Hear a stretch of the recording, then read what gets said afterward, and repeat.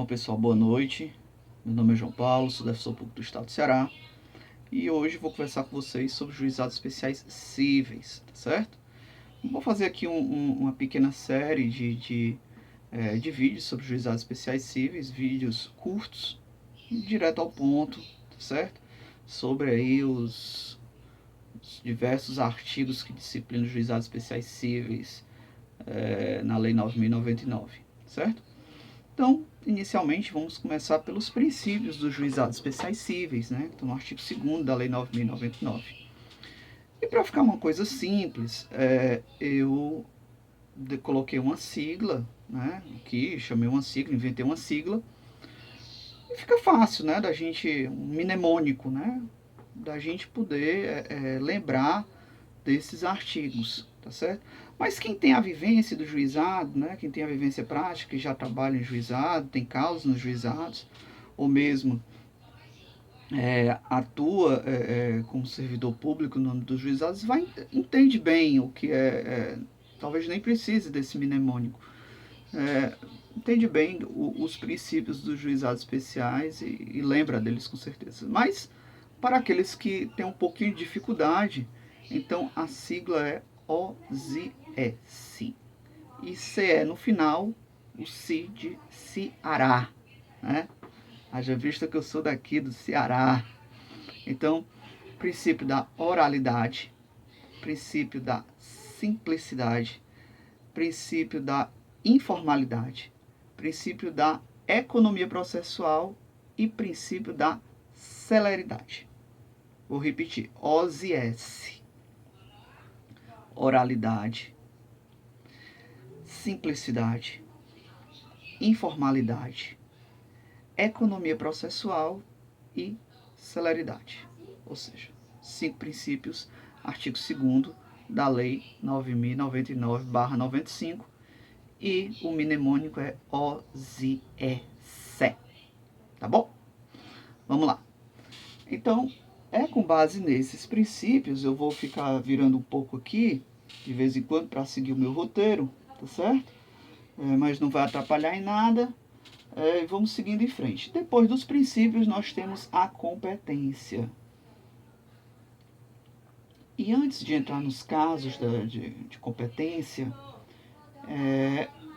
eu queria falar para vocês sobre a questão se a competência para entrar no juizado especial cível é absoluta ou relativa. Ela é relativa, pessoal.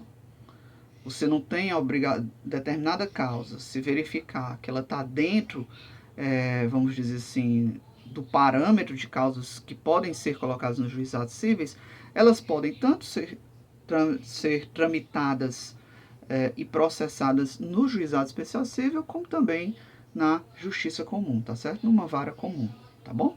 Então, ela é relativa, diferente do juizado da fazenda pública, que é absoluta. A causa que se enquadra como de juizado da fazenda pública tem que ser processada e tramitada obrigatoriamente em juizado da fazenda pública e também em juizado especial federal, também absoluta. Segue o mesmo raciocínio do juizado das causas que tramitam no juizado da fazenda pública, ou seja, competência absoluta, tá bom? Vamos para frente. Então, quais são as causas? As causas são aquelas que o valor não excede a 40 salários mínimos e também as enumeradas no artigo 275 do CPC. Isso está dito na Lei 9.099, mas o 275 do CPC, esse CPC que a Lei 9.099 trata, é o CPC de 1973, tá? O Código Buzaide, o chamado Código Buzaide, porque o autor do presidente do projeto, do anteprojeto que foi para o Congresso Nacional, era o então ministro Alfredo Buzaide, tá? E aí o que acontece? O Código de Processo Civil vigente de 2015, tá certo? Hoje ele é o que está vigente, né? Como eu falei, e o que estava no artigo 275 passou a ser tratado no artigo 318 do atual CPC, tá bom? E O atual CPC, ele acabou com a questão de procedimentos, né? Não existe mais procedimento sumário ou ordinário, existe um procedimento comum. O 275, inciso 2 do CPC de 73 falava em procedimento sumário, causas de procedimento sumário. O CPC de 2015 acabou com essa divisão. Hoje não existe mais um procedimento ordinário ou um procedimento sumário, existe um procedimento comum, tá certo? E as ações de ritos especiais têm os seus ritos, suas peculiaridades de ritos especiais, conforme o que diz o próprio CPC também, tá? Então ele fala, o artigo 318, né? Hoje, as causas, então, seriam as que... Ou melhor, o que é que diz a lei dos juizados? A 9.099 diz que são as causas que não excedem o valor de 40 salários mínimos. E como o 318 alterou, né, por conta vamos dizer assim, do atual CPC, o 318 fala das causas de procedimento comum. E esse procedimento comum, no caso do CPC, tem que se adequar às causas que estão listadas na Lei 9.099. Ou seja, causas de procedimento comum de valor que não exceda 40 salários mínimos, tá certo? E também as ações de despejo para uso próprio, ou seja, o valor do imóvel não pode ultrapassar 40 salários mínimos e tem que ser para uso próprio, não pode ser, por exemplo, para uso de outra pessoa, enfim, um parente vamos dizer, do proprietário do imóvel, tem que ser para uso próprio dele, do proprietário do imóvel. E aí as ações possessórias, que também, num valor de até 40 salários mínimos, também respeitando aí, vamos dizer, o teto de valor da causa.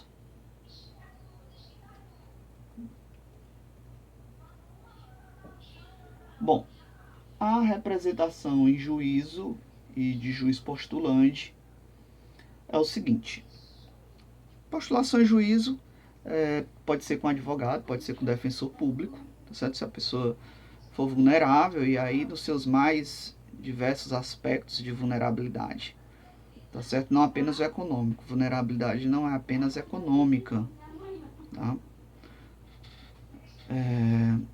E também tem uma coisa bastante interessante, que é a questão do juiz navegante, do juiz postulante. Acabei de ver aqui um artigo no site Juiz Navegante, estou com ele na cabeça. Desculpem.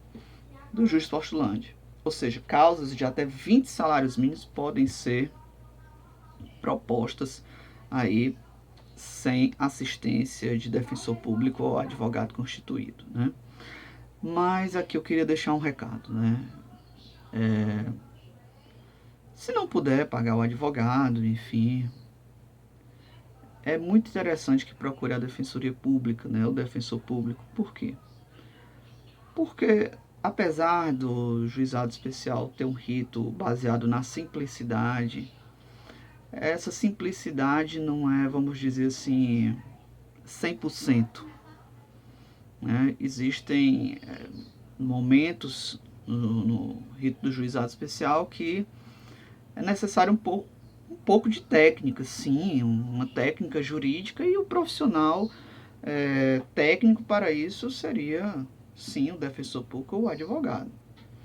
Né? Por exemplo, quando se faz uma réplica oral, durante a audiência de instrução,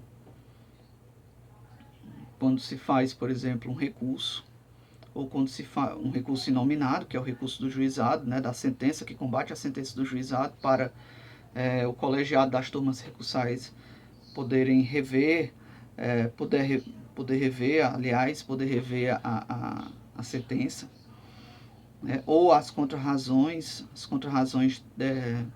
de um recurso que a outra parte manejar.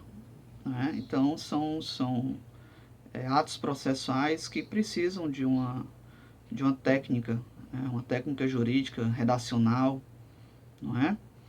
Então, assim, o conselho que eu dou é que não precisa, mas é interessante. Por quê? Porque depois, pessoal, no processo civil, por exemplo, a tese toda do autor vem na petição inicial. Depois fica muito difícil no decorrer do processo, no decorrer das demais, vamos dizer, oportunidades processuais para se argumentar o direito,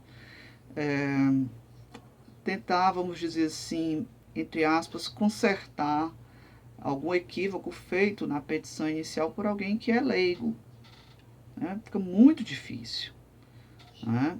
A oportunidade de lançar a tese e colocar a documentação pertinente para o autor é a petição inicial. Certo? Assim como para o réu é a contestação. Tá? Então, pessoal, nesse primeiro vídeo, nós vamos até petição inicial, tá certo? Eu ainda vou falar mais uma, mas já estou avisando. E nos demais aí a gente vai começar a partir de intervenção de terceiro, tá certo? Petição inicial. Petição inicial, a gente vai combinar o quê? Vai combinar o artigo 9º, tá certo? Da Lei do Juizado Especial, requisitos que lá estão, com o artigo respectivo do Código de Processo Civil, tá certo? Que é o artigo 319, hoje. Hoje é o artigo 319 do CPC, traz lá os requisitos. Por quê? Porque o artigo 9º da Lei 9.099, ele não é completo. Né? Ele não é completo, né? Ele tem lacunas, e as lacunas são preenchidas pelo Código de Processo Civil. Pelo quê? Por força do parágrafo 2º do artigo 1046 do Código de Processo Civil, que trata da aplicação subsidiária e supletiva do Código de Processo Civil a outros procedimentos cíveis. No caso aqui da gente, o procedimento civil do Juizado Especial Civil. Tá certo? Como, por exemplo, valor da causa. O artigo 9º não trata do valor da causa, não traz como requisito, mas ele é um requisito essencial para a gente saber se a causa pode ser processada pelo juizado especial, né? E está no artigo 319, mas não está no artigo do CPC, mas não está no artigo 9º da Lei 9.099, tá bom? Então, coliga os dois, né? E aí se tem os requisitos da petição inicial para o Juizado Especial Civil. Pessoal, obrigado pela audiência, obrigado por estarem assistindo. Eu retorno depois com um novo vídeo, começando agora de intervenção de terceiros, se é possível, se não é, como é que faz, tá certo? Diante do que diz os princípios do juizado especial, principalmente a questão da celeridade e da simplicidade. Um grande abraço para vocês, tenham aí uma boa noite, uma boa madrugada, um bom dia, uma boa tarde, conforme a hora que vocês estejam aí assistindo essa videoaula. Um grande abraço para vocês.